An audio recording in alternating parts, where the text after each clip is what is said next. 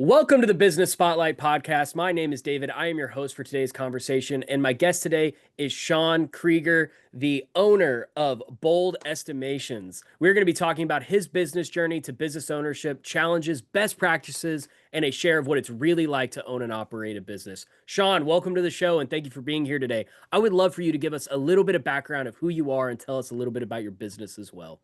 Yeah, thanks for having me. So my name is Sean Krieger, and I run Bold Estimation, and we are the largest outsourced construction estimation services company in the United States. So I've got about 225 staff, and we just do all kinds of pre-construction services. So takeoffs, proposals.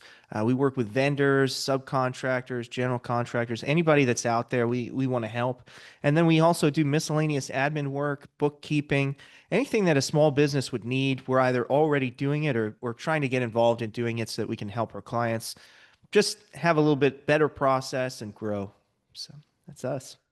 Awesome. Yeah. Well, generally speaking, what does your ownership structure look like? Are you a sole founder? Do you all have a Yeah. partner? Are there outside investors? This is a question I always love to ask for the audience. I'm very unique. So I am the only person running this. I'm the sole owner. And I actually took on no debt to start this company as well. So I have no financing. It's just me, whatever we make at Oh, the end of the wow. month, I get to keep it, which is an awesome business structure. Partnering with people gets pretty complicated. So I'm trying to do some partnerships right now, but man, every time I try, it's difficult to get two people to align on one vision. So I would always recommend for especially your first business, just start out on your own because it's it's way more difficult to start out with someone else because now you've got two different competing opinions and your livelihood's at stake, the time that you spend on your business is at stake. So don't risk it. Just do it yourself to start. And if it works, then you can bring on more people because you kind of have more stability once your company's actually already started and going. Gotcha. Yeah. So what does like your day to day look like? What's your role in the business? Are you strictly CEO or are you kind of boots on the ground as well? I do a little bit of everything. So my role has significantly changed since I started the company. So you start a business, and especially if you're doing a professional services business like I am, you have to actually start doing the services. So I started out actually doing estimates and takeoffs myself, especially the wood framing stuff. It was really just all me doing it. But over time, I just continued to grow and grow and grow. A team of people, I had to train them all from scratch, essentially speaking. And at this point, I've got staff that know how to do it. So I haven't done a takeoff in probably 18 months at this point. I don't even do any of the QC work. So really, everything that I do is about facilitating growth. So it's a hopping on a podcast like this is a way to get my name out there and talk more about what I do. But we have all kind of initiatives. So right now I'm working specifically, I'm focusing on my admin staff, trying to create better data scraping, and we've got a bunch of different admin services that we're really starting to offer. Bookkeeping is one of them. So new initiatives is really what my day to day is, and then that's variable with whatever's going on. It's sometimes you start something, you hire the right person, it works great, and you have to do almost nothing. Sometimes you hire somebody and it just takes forever and you just banging your head against the wall. I've got a little bit of both of those going right now. I've got a programmer. We're doing a couple small things. That's going great. I've got a data scraping team, not going so great. So I think I'm going to spend the rest of the afternoon kind of checking their work and walking through what they're doing right and wrong. So, with any company, uh, when you're the owner, especially as you get bigger and bigger, your day becomes just managing problems. And I would say that that's really what I do on a daily basis. There's always a problem that's going to happen. I don't even really schedule out what tomorrow looks like because I don't know what it is yet, but I know that there will be a problem later today or tomorrow that I'm going to have to handle. So I just kind of clear your schedule once you get big enough and just prepare for the problems because they're coming for you, man. Yeah. Yeah, I'm curious. I always like to paint a picture for the audience with different business owners. I'm curious, how many hours are you putting into the business each week? Each week, how many hours? Ah, man, well, that's really variable. I have done as few as 5 hours of work in one week. Let's just say in the last year, as few as 5 hours and as many as 90. So Oh, like I said, the problems they come, that 5 hour week, I still remember. I was like, man, everything worked this week. Like everything just worked. I don't know what happened. I didn't have to do anything. It was when that happens, it's a dream, and it doesn't happen very often. So I would say, normally I'm putting in anywhere from 30 to 50 hours a week, especially at the end of the month when I have to do payroll and I have to check all the invoices, and then everybody wants to negotiate their bonuses or raises or this or that. Those are long weeks for me. But in the middle, I then focus on just new initiatives in the middle of the month, which we're almost at the end of the month, so that's going to change really quickly. So yeah, I mean, again, it's pretty variable. I think, especially in the construction industry as well, a lot of people are kind of up and down in their hours. When you have work in construction, you just do it. Like you don't turn away work when you're a construction company. You just figure out how to get it done. And if you just keep growing and growing, then you have to hire more staff, and you're going to have these ebbs and flows where, oh, maybe I hired too many. Man, there's nothing for people to do. I got real problems. And then you go out and try to sell work and things like that. But yeah, I would say it's variable, but probably 40 to 50 hours a week is kind of my norm right now. Gotcha, gotcha. Well, this is one of my favorite questions to ask because I think it Hmm. really um it's just really fun to for other business owners to Sure. hear. I'm curious, based on your experience, if I were to give you an extra 10 hours back each week, how would you invest those hours? In the business, personal, family life? 10 hours a week back. Ooh, I don't know. I would say it depends. It depends on how I feel that week. So I mentioned all I do is, growth initiatives and manage problems. There are certain weeks where I'm fired up and I put that 10 hours back into the business for sure. There are other weeks where I'm doing everything I can not to work because I'm so frustrated at what I'm doing. And those weeks I put it in with my family. I spend a tremendous amount of time with my family compared to even other business owners. I think all I do is work and spend time with my family. I really don't do much else. So again, it's kind of variable. I think certain weeks, yeah, I would definitely throw it right back into the business, working on whatever growth initiative I'm working on. And then other weeks, I'd say, no, I need to relax. Let me spend another 10 hours with my family. I've got two small children, by the way. So I've got a 9 month old and one that's almost three as well. So like a what is that, like a 30 something month old? I don't know. When they get that old, it's like they're close to three. So they're a lot of fun. And man, they are a lot of fun. I'll just say that again. Like have kids, small kids especially. They're a lot of fun to hang out with. We do a lot of playtime, and so yeah, Yeah, 10 more hours a week is great. Yeah. me and my wife are expecting. We're gonna be having Ah, our first kid in about 6 months. So congrats. You better yeah. get ready. Get some sleep. Yeah, that's what my dad told me. I asked him, I was like, any advice? And he said, go to sleep now. And I was like, okay.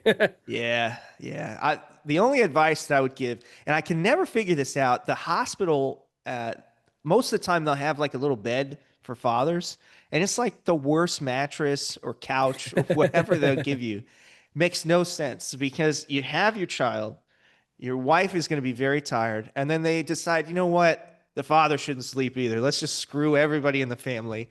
No one will get any sleep because, the first 3 weeks after you have that kid, I mean, usually they're just up all the time, just screaming. So if you can figure out a way to make that couch more comfortable, that is my advice. You've got to front load as much sleep as you can in that hospital.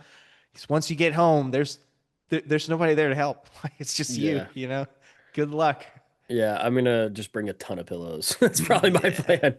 Yeah.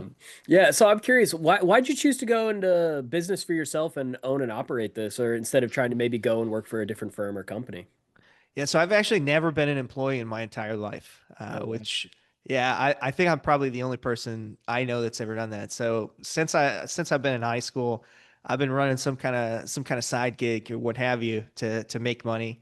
Man, and that started from anything from I used to buy and sell Xbox 360s on Craigslist. Like that was my high school gig. My parents were not happy about it, but I was bringing in more money than my brother who was working like a full-time low wage job. He worked at Little Caesars.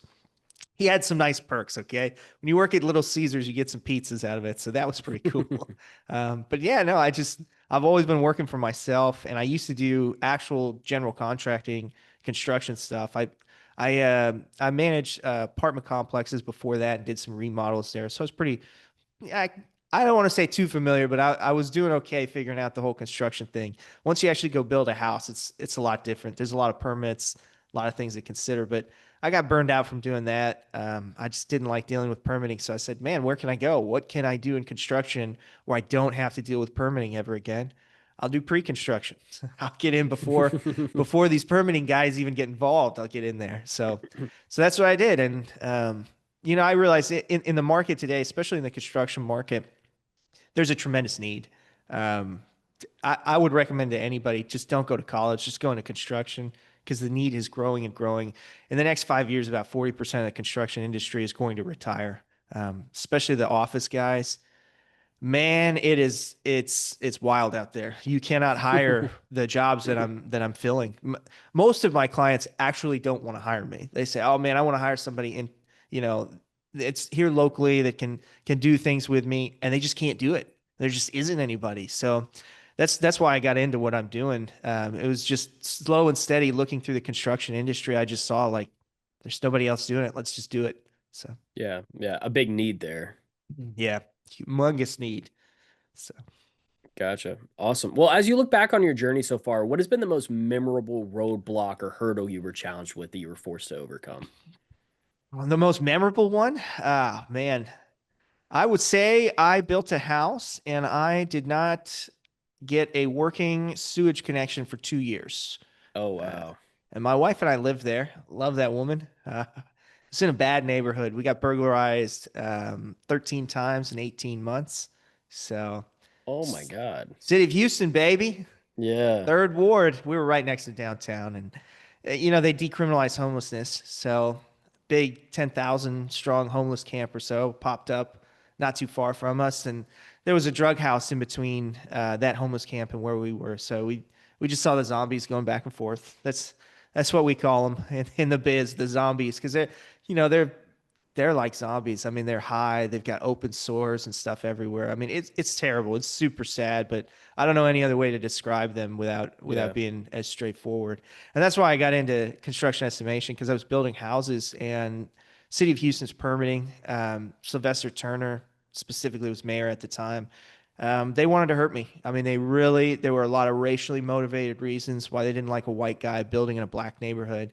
And so I stopped doing that. And I just moved to pre-construction. Um, from there, I mean, my biggest hurdle was really understanding cultures. So when you outsource, obviously you can go virtually anywhere in the world.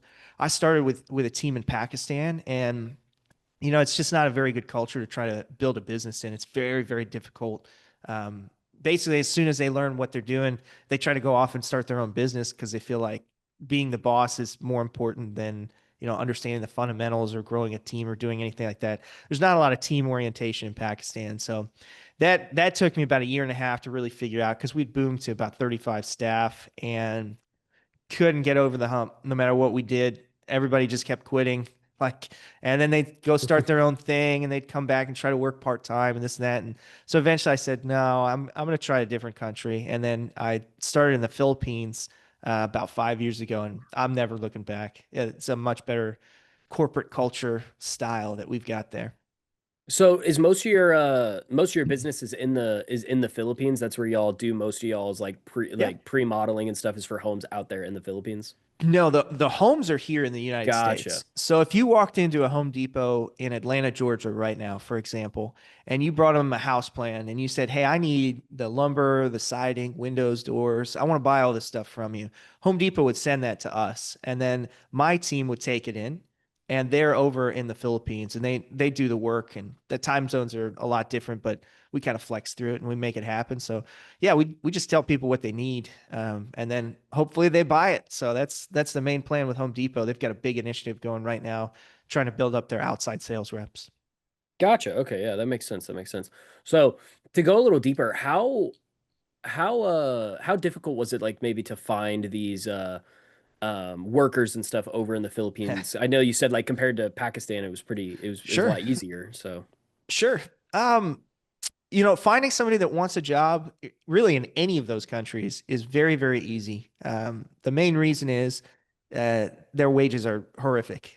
So in Pakistan, if you go and you get, I'm going to call it an engineering degree, but it's like a 2 year associate's degree in engineering. And I would not trust them to engineer anything. I'll say that. Like, they're not really engineers, but they will call themselves engineers. Those guys hop out of school and they usually make about $300 a month US. So it's abysmal. I mean, they just don't make any money. Philippines is a little bit better than Pakistan. They're probably at about 450 to 500 a month, starting out, and then they get going a little bit. And I think a good wage in the Philippines probably about 850 to 900 a month. So it's cheap over there. And I think a lot of people outsource to foreign countries because of the price difference. They say, well, it's cheap. You save so much money. That's really never been my intention. It's been to build up the lives of the people who are working for me, figuring out ways to actually pay them more because they're worth it. And it takes a long time to get them worth it. I mean, it takes a lot of training and a lot of dedication, and there's cultural differences that you kind of have to work through. So starting that was incredibly difficult. I mean, I can tell anybody, there's a website called onlinejobs.ph. If you want to post an ad to find somebody in the Philippines to work with you, it's right there. It's so easy. I put one job ad up, I got 600 applicants.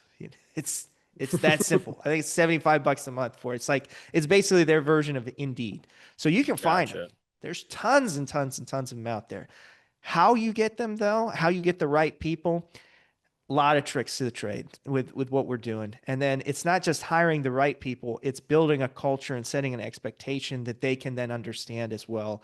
And that's really what I've been able to accomplish. I do pure profit sharing with all my staff. So whatever I bill, they get a percentage. It's like guaranteed. So if they can bill a crazy amount of money and build a team that can do that as well, I mean, I got people making so much money in the Philippines. It's it's a lot. It's a lot of money for them. I mean, it'd probably be equivalent of like 4 or 500,000 US here Oh in wow. terms of like percentages of salaries compared to what they would be getting. So yeah, I'm not afraid to pay people really, really well, and I think that's a pretty big key to it as well. I'm not trying to be one of those greedy owners, one of those capitalistic pigs or whatever the liberals are calling them these days. I really just want to build something up. So yeah.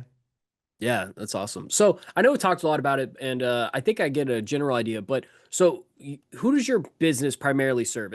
It seems like it's mostly just people who are trying to build homes, and then they go to Home Depot, and then they Sure. contact you. No, so we will service virtually anyone. So that includes general contractors, subcontractors, and vendors. So the vendor portion, obviously, it's like Home Depot. We service Blue Links as well, but we service almost. I would say we're at like 40% of the major lumber yards we service. So IDAPAC, Carter Lumber, 84 Lumber, um, anybody, right? So if you need a takeoff, which is like any subcontractor needs a takeoff, we can provide it for you. So that's plumbing, mechanical, electrical, civil. It's the whole thing. So we do it all. The only thing we don't really touch is fire protection systems, and those are usually designed in house anyways. And I don't want to deal with them because it's all permitting. And as I said in the beginning, we don't deal with permitting in this country or this company. I'm not doing it. So yeah, I mean, and the companies that we service are small to large. I mean, my metal stud division, probably 50% are small Hispanic subcontractors because that's kind of who does metal stud and drywall on small commercial projects. So we'll help them out with full materials lists, and we do pricing for them as well because they always want to know, how much should I charge for this stuff? Okay, well, here's what we think it is. All the way up to, as I mentioned, Home Depot. But I mean, we'll do like large multifamily contractors. Out of the top 10 in the U.S., we have two of them that work for us or with us. And then we've got, we work with Capform, for example. You probably don't know who that is, but they built AT&T Stadium in Dallas. They're the Hmm. concrete company that did it. So Oh wow. yeah, we'll go big. We'll go big.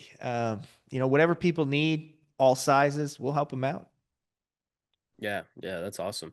So kind of shifting over a little bit into into marketing. I'm curious, Mhm. how much of your monthly budget is put back into marketing?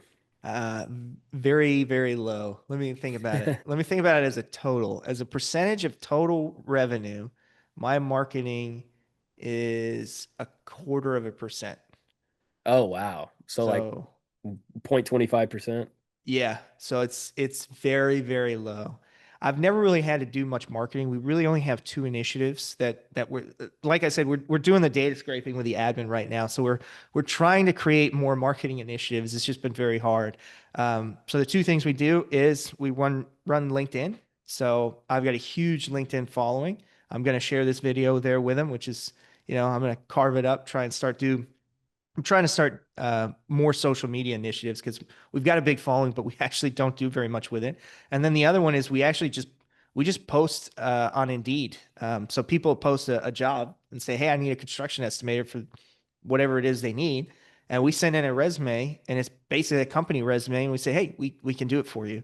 And so we get a tremendous amount of work just from doing those two things. I mean, we probably get a new client every 2 to 3 days just doing that. So we really don't need to do very much. I mean, the need in construction is tremendous. I mean, it is so large right now, and it's getting worse and worse. So if you can produce, I mean, that would be my advice really for any business owner. Forget about marketing. Just get really good at what you're doing, and everyone will buy it. Like it doesn't matter what the product is, what the service is. If you're better than everyone else, that's really the Japanese approach to business. Japan spends very little on marketing because you don't need to market Toyota. It's a better car, like Yeah. the it's a nice one. So that's why people buy it. They don't buy it because they saw an ad on TV. They buy it because it's very reliable and has a great brand and reputation. So that would Yeah, be what I would say. you'll drive a Toyota Corolla till you hit 300,000 miles. So, Exactly. We want to yeah. be that Toyota Corolla for you. Okay. It's Yeah. nothing sexy, but it'll get you where you're going and it's very reliable. That's us. I know you said that you were going to be trying to post or trying to start your own podcast. Is that kind of like a Mhm. marketing initiative that you're trying to push? Yeah, so exactly what I'm doing right now. I don't really want to start my podcast just yet. Like actually hosting it. I just want to get on everybody else's podcast, especially within the construction space. I'm really the only large outsourced estimation company that's out there. I've People say, okay, well, who are your competitors, Sean? And I go, well, I don't really have any because there's nobody that's building something in a scalable way that's actually doing a good job on it. And so my next marketing step really is, can I just get on other people's podcasts and just tell them what I'm doing? Because everybody in construction would love to figure out how to outsource. Nobody else has done it yet. So now all I got to do is say, hey, I did it. I want to do it for you. Come reach out to me. So that's the goal. Yeah, yeah, that's awesome. So I know you said that you have a couple team members. About how big is your team? About 225 staff at this point. Wow, that's So crazy. yeah, And we're most we're of them are in big. the Philippines. Yep.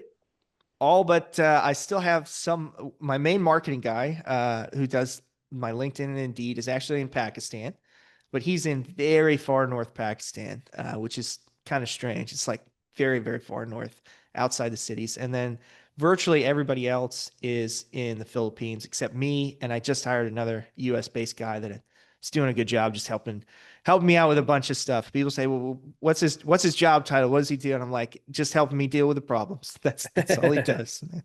So, Yeah, it's awesome. So with you training mostly people overseas, what does your training process normally look like? at this point, I don't personally do any of the training. Originally, I mean, it was just sitting there on calls, just kind of walking through things. I made a bunch of video series for all different trades, really. So I have like a private YouTube channel that I'd make a little playlist and do it. At this point, most of those playlists, though, the actual manager who's doing it now, like my concrete manager, for example, he's got his own playlist. And it's in Tagalog, which is their native language. There is a language barrier, so they do speak English, but when you're learning something new, it's way easier to learn it in the language rather than Yeah. trying to suffer through it. And then we speak a little bit faster than they would like. I mean, I speak Spanish sort of, but you get me in front of a Puerto Rican, I can't understand half what they're saying. They're so fast. Venezuelans the same, like stuff. So yeah, so the training it just took time. It just took a Yeah. tremendous amount of time to find the right staff, people who can be trained. Which for outsourcing, that's something that's very, very interesting and unique. The schooling really doesn't matter to me, where they went to school, what their prior experience was. We have a test project. If they can pass that, then we'll give them a shot. And can they learn? We'll find out. The smartest guy in the world, sometimes he comes into a brand new thing, business, and he has no idea what's going on. He doesn't like learning, so it doesn't work. Most of my staff are young, by the way, which kind of goes hand in hand. By the time you're about 35 or 40, it's really hard to pick up a brand new career, which is basically what this is, because nobody else is doing it. And, like my lumber framing team, for example, they don't even have wood frame buildings in the Philippines. They don't have lumber. So everything that they're doing, they've never even seen before. Um, it's kind of unique when you think about it. It's like, man, they literally have never seen this stuff and they're figuring it out. So hats off to Yeah. them. So every business owner kind of has a dream or a goal for their business. Some people want Hmm. to franchise it, some people want to eventually sell it, some people just want to have a stable company Hmm. and then eventually retire. I'm curious, which one of those do you fall into? Or do you fall into a different category? I'm never selling, never Never selling. selling. No, Love that. not gonna do it. So I'm very familiar with private equity firms, and I know pretty much any kind of exit strategy you could come up with because my wife is a partner at Weaver, which is an accounting firm, and she works in business valuation. So her job is all kinds of stuff, tax compliance, different things, but primarily she is an ESOP consultant. So she does valuation services for employee stock ownership plans. Very popular in the construction space. We'd love to be doing more. Shout out to her, Jennifer Krieger at Weaver. Yeah, but for me, you know, although I am the sole owner, I really look at my staff, and that's why I do the profit sharing with them. If I sell, what's going to happen? Well, I know the private equity company is going to come in, and any kind of owner is going to come in and try to squeeze them somehow. They're not gonna treat them with the kind of respect that I'm treating them. I mean, am I overpaying some of my staff? Yeah, I think I am for sure. There's definitely staff I could pay less, and I know they wouldn't quit. But why would you? So I'm going to hold this thing as long as I can. I mean, I'll be 70 years old and still going. And there's so many different, growth initiatives and opportunities for us out there. We really want to get to the point where we could take any kind of subcontracting business, buy into them, and then actually help them grow through so many different things. Whether it's helping their marketing, it's helping all of their administration, it's getting their finances together. It's getting a little better operationally. There's so many different things that small subcontractors especially need because running a business when you're small and in construction, a lot of these guys they work out in the field all day. Their wife tries to help them or something like. We're gonna get away from that and let me just run this thing and help you. And that's our goal. Those businesses maybe I'll buy and sell, but even those I'd love to just run them in. We're the Toyota Corolla, man. We're gonna run them to 300,000 miles. See if we can get to 400. Yeah, no, I really like that. It's a very interesting answer. A lot of people that I talk with, it's always like, oh yeah, the goal is to franchise and then eventually exit Yeah, the business or eventually grow enough to where I can sell yeah, the business. Because I think a lot of business owners really look for that long-term quote unquote freedom. But then my dad owns a business and he told me that if he ever sold his business, he'd be dead in 6 months. So it's kind yeah. of one of those things where Okay. it's like sounds like you're kind of more in that wheelhouse where it's like you really love your job, you really love working, and that's really admirable. Yeah, I mean, my job fundamentally is building up other people, and yeah, it's in pre-construction services, but it's really about going out to the Philippines and trying to build, a culture and a job opportunity for these guys that they would never have otherwise. So, Mhm. how can I walk away from that? Who am I going to sell that to? I mean, that's a vision and a goal that I think is more important than franchising or it's a private equity firm taking it over. Like, nah, they're not gonna live like that. So why would I do that to my own staff? I'm not gonna do it. Yeah. Yeah. Well, if Yeah. you're ready for it, we'll probably transition to a couple rapid fire questions. Rapid fire, hit me with them. All right. What is the key to success for you? The key to success, finding the right corporate culture and getting buy-in from your staff. That's the number one key. Awesome. What is one piece of advice that you would give to other business owners? Stay out of debt. Do not get into debt. As little debt as possible will give you the freedom that you need to actually be able to do the things you need to do. Yeah, I like that. I haven't heard that one yet, actually. So that's really cool. Yeah. What is a book or podcast you're reading or listening to right now? A book or podcast? I'm writing a book right now, Oh, actually. that's cool. So I'm not reading one. I am writing one. I'm actually Catholic, and the book is going to be called Why We Left. And it's just a conversation about really why people are leaving the Catholic Church, including I'm not going to say I left the Catholic Church, but I've definitely taken stints where I'm not really around.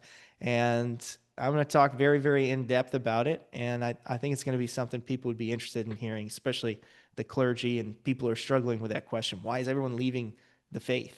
Well, I'll tell you. That's super interesting, actually, because a lot of business owners that I talk to, whenever they say they're writing a book, normally it's about their business. So it's really cool that you're writing Yeah. something that's more like personal to you.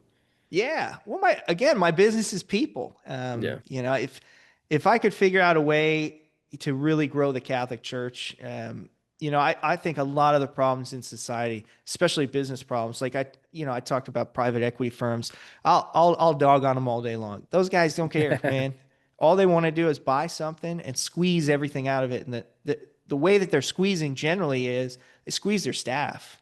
And so you can't be a religious nation anymore. Like, people say, okay, is America Christian or not? It doesn't really matter if a private equity company owns the business you're working in. They're just going to squeeze you and they don't care about you anymore. And I think it hurts. I mean, I'm in the outsourcing space. I see it all the time. I talked to a major outsourcing company. I talked to one of the owners and he asked me, well, what do you pay your staff? And I explained to him, well, it's profit sharing. He goes, oh, wow. I was just looking to see, I mean, do they need another $50 a month or are they happy where they're at? I'm like, dude, you're in clothes that cost more money than their salary for a month. Like, why would you do this? And so Yeah. I have no respect for those people, whether they're successful or not financially. It definitely bothers me to the core because if you saw how some of these people are living, I mean, I had a staff that got bit by a stray cat. The rabies vaccine over there is half your month's salary. It's so difficult to live there. You have to have it. I mean, it just burns their whole salary, and then they say things like, "I guess I'm not eating meat all month. I'll just have rice." It sucks. So That's crazy. yeah, That's insane. yeah, that's Uh, that's my advice for anybody. Outsourcing is fantastic because it's almost as if it's a true ministry. I mean, I've never even been to the Philippines, but there's a lot of people there, and the Philippines is predominantly a Christian nation. They need help yeah. and not superficial. Oh, okay, I'll give them a this or that kind of job, like real help, a real opportunity. And so that's a big part of why I'm doing what I'm doing. Yeah. Yeah. That's really cool. This is a kind of a fun, more lighthearted type of question. Okay, If you had a little sure. bit of magic dust and you could choose one spot in your business to kind of sprinkle it on there and then everything would be perfect in that one area, where would it be and why? Oh man, magic dust sprinkling, where would it be? I would say hiring is probably where I would sprinkle it on. I figured out how to hire for estimation roles. I'm now trying to figure out what the key is for other types of work. Um, and that's very, very difficult, especially the Philippines is a very hierarchical nation. And so they like having titles. They like knowing who their boss is. It's in Asia, so I mean it's an island off the coast of Asia, but it's an Asian culture, right? So that's what they try to do.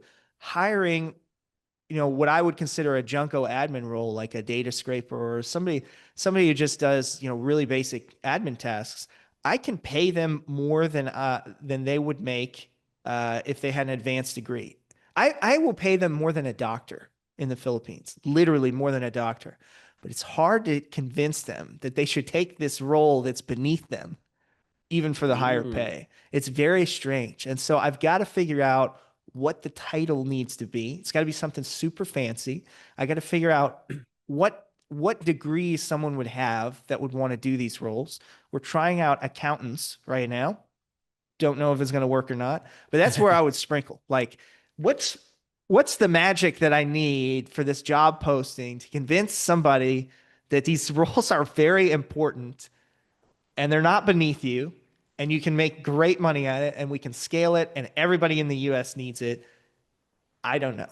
I don't know the answer yeah. to that yet. But I'm going to figure it out. That's our problem right now. We keep hiring people and I don't want to say we're cycling through them, but there are a lot of hires. We both kind of look at each other and go, man, this isn't working. Like we don't fire a lot of people. Generally, they're going to quit because they're like, I don't get it. I don't know what's going on. I don't want to deal with this anymore. I'm going to find another job. And I'm like, you're probably right. Okay. So so that's where we're at. I think our current batch is doing okay for data scraping. But again, I don't know the secret sauce yet, but we're gonna get there. We will find Yeah. it.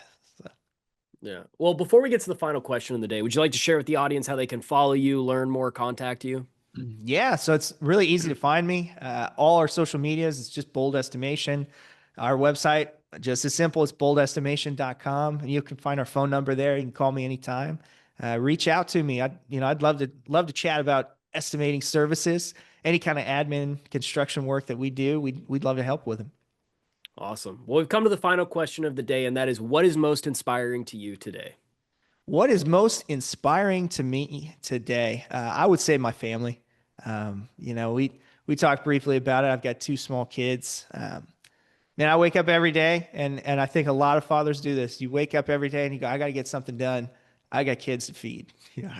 I got something to do here, and that's what keeps me going. It's just the family dynamic of just trying to care for my family. Yeah, that's awesome. Well, this was a great conversation. I really enjoyed getting to hear your story, so thank you for sharing. Yeah, thanks for having me on the show. Appreciate Of, it. of course. I just encourage all of you watching to save this show and come back and watch it again because Sean really did have some great insights for business. Also, don't forget to like and subscribe to our channel so that way you get notifications every time a new conversation drops, just like this one. Thank you to everyone who joined us today, and a special thanks to you, Sean, for being with us today. We really appreciate it. Thanks as well. Thanks, Yep. guys. See y'all in the next episode.